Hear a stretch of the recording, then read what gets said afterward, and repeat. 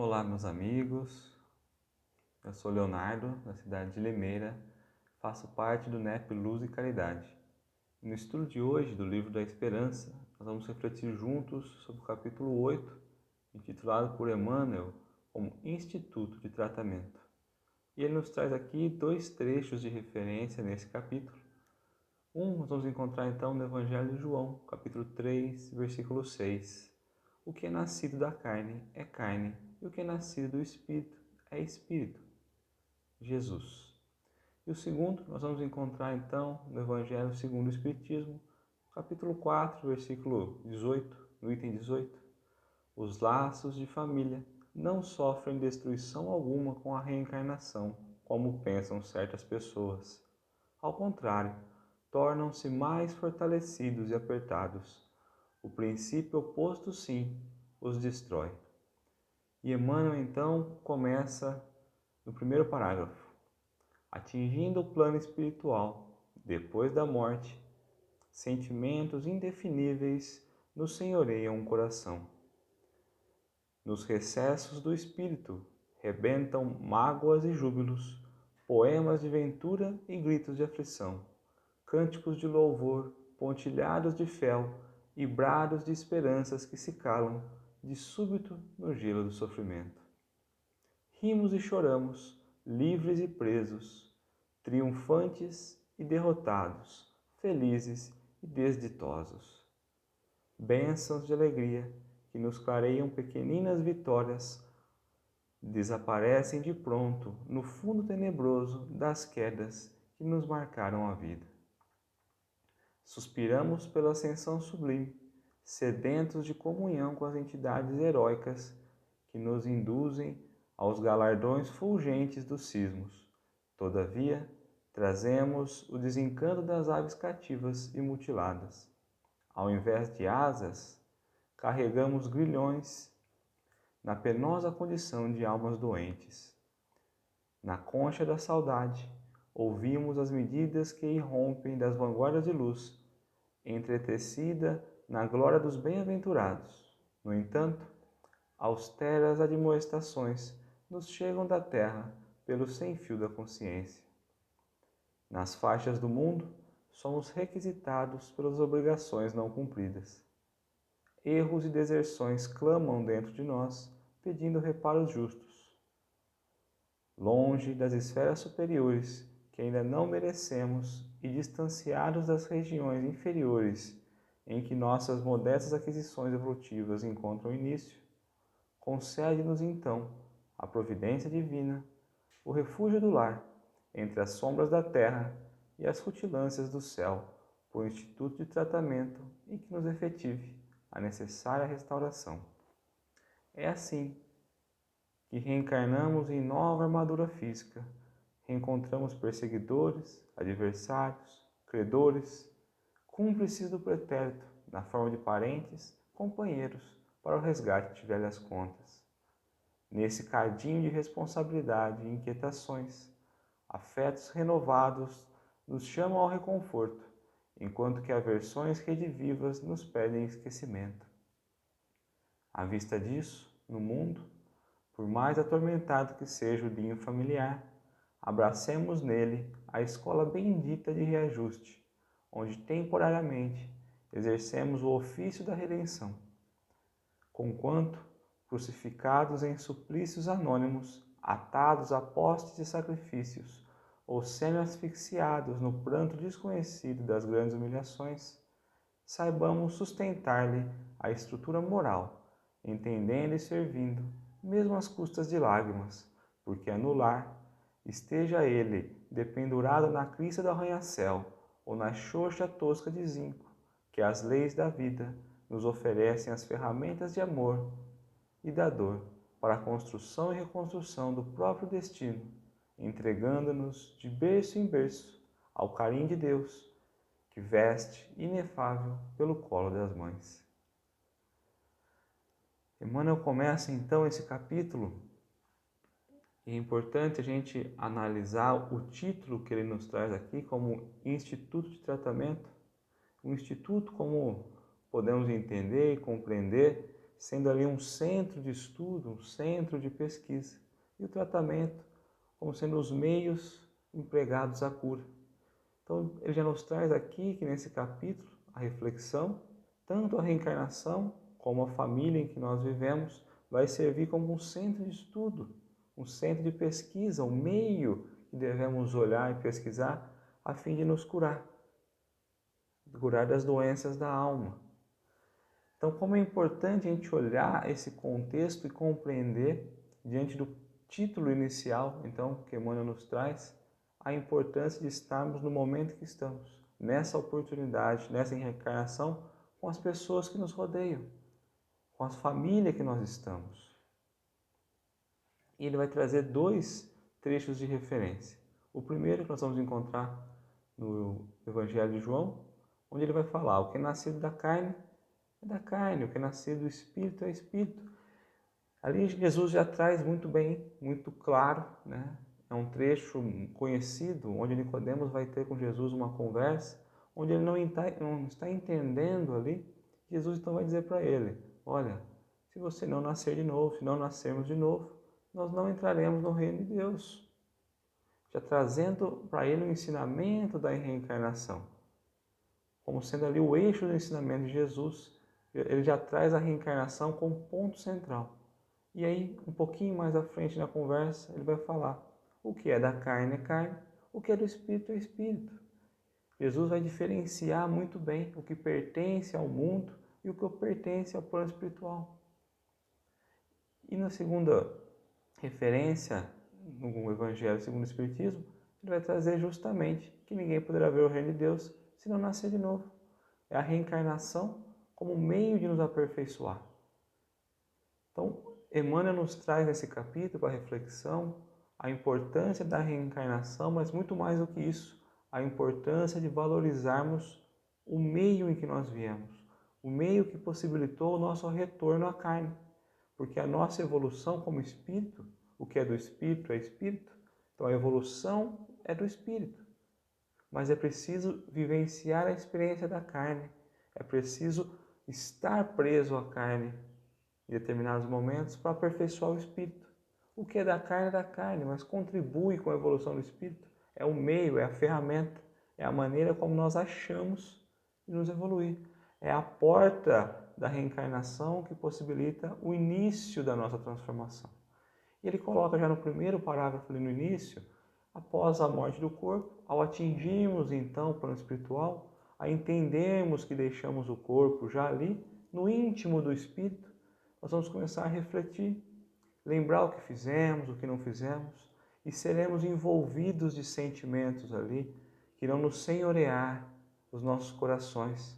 Seremos envolvidos pelo sentimento de dor, de angústia, de alegria, de sofrimento, de mágoas, de alegria.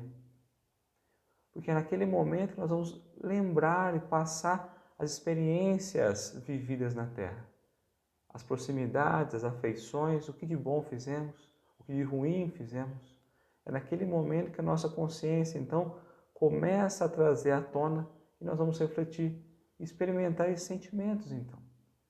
Momentos, nos imaginaremos soltos, livres, podendo caminhar onde nós quisermos, mas perceberemos que ainda estamos presos pela condição que nós nos encontramos.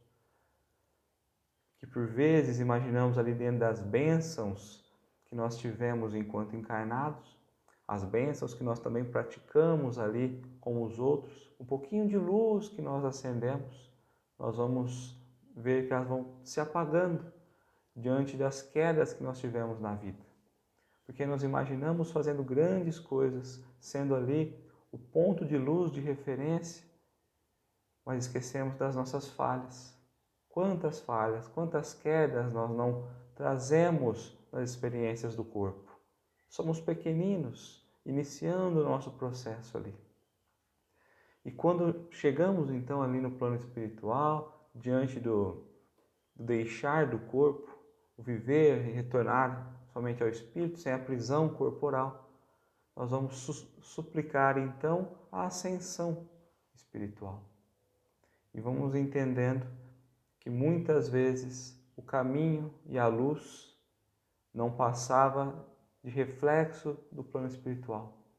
Aquela luz que nós almejávamos tanto para nossa ascensão, nada mais é do que a luz do outro, daqueles espíritos que estão nos ajudando através do plano espiritual, que vão nos guiando, vão nos intuindo, e essa luz é deles, é encaminhada por eles. E por vezes queremos alcançar o nível mais alto às custas das luzes de terceiros. Nos imaginamos fortes em condições de voo, mas nos apresentamos ainda como pássaros mutilados, pássaros presos, pássaros ali no cativeiro, que estão amarrados pela corrente do mundo. Estamos soltos, mas existe uma corrente que nos aprisiona ao mundo, que é justamente ainda os interesses carnais, os interesses materiais. Mesmo em espírito, nós não conseguimos diferenciar o que é do espírito e o que é da carne. E por não conseguirmos fazer essa diferença, dentro dos ensinamentos que Jesus tem nos trazido, das letras vivas do Evangelho dentro de nós não conseguimos nos libertar e ficamos presos, como se fôssemos ali acorrentados aos desejos do mundo. E somos chamados, como ele coloca nos parágrafos seguintes, e somos chamados, então, pela voz silenciosa da nossa consciência, a repararmos os nossos erros.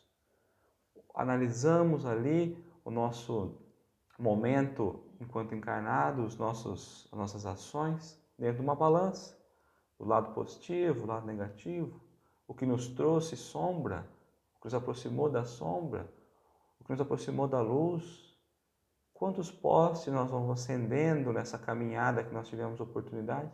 E a nossa consciência começa então a clamar por justiça, que nós possamos retornar, implorar, suplicamos então ali para retornar, para reparar as coisas erradas, as coisas equivocadas que nós cometemos. Porque na situação que nós estamos ali, na longa esfera ali superior, longe das esferas superiores que nós nos encontramos ainda, como pequeninos diante da evolução, mas já avançados um pouco daquela faixa inferior, que nós já conseguimos elevar, avançar um pouco moralmente, mas ainda distantes do Pai, distante dos amigos espirituais de luz que nos possibilitam a reencarnação, pela justiça divina, pelo amor divino, pelo amor fraternal que nos envolve, diante das oportunidades que o crescimento espiritual nos fornece, que Deus nos fornece, então, nos cede, então, a bênção da reencarnação, a possibilidade de retornar ao seio de uma família, de retornar ao núcleo familiar, a fim de que esse núcleo nos repare. É o instituto de tratamento, é o local onde nós vamos nos tratar de curar as doenças da nossa alma, doenças essas que nos afastam do Cristo, nos afasta da luz, nos coloca distante do caminho de evolução. E essa é a importância, porque no seio familiar nós vamos ter a oportunidade de experimentar e vivenciar ali com nossos inimigos do passado, com nossos amigos do passado, benfeitores, malfeitores, perseguidores, cúmplices de crimes do passado, cúmplices dos nossos pensamentos negativos. Mas a beleza divina faz com que nós esqueçamos momentaneamente desses atos e nos dá a oportunidade, através do véu da reencarnação ali, de esquecermos tudo isso. E a vida se inicia com luz, com glória, como ele coloca, no berço, no colo de uma mãe, amparados, seguros, a fim de que sintamos a necessidade e a capacidade de evoluir livre, de poder voar, porque não estaremos mais amarrados com os débitos anteriores. Mas, infelizmente, ao invés de aproveitarmos a oportunidade para crescermos, para pagar os débitos anteriores, para evoluirmos, para ascendermos, trazemos da encarnação mais débitos, novos débitos. Como ele coloca no início, os créditos que nós temos são muito poucos diante dos débitos que nós apresentamos. E é por isso que a família se apresenta como essa escola bendita, como sendo esse núcleo que nos possibilita o reajuste, porque as experiências serão nesse lar.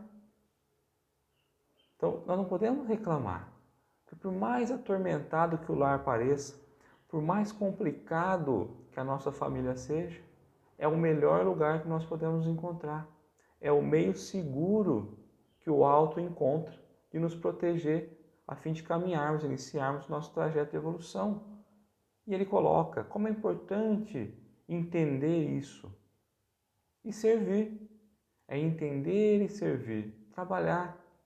O Pai trabalha até hoje, o Cristo trabalha até hoje, então nós precisamos trabalhar para a nossa transformação.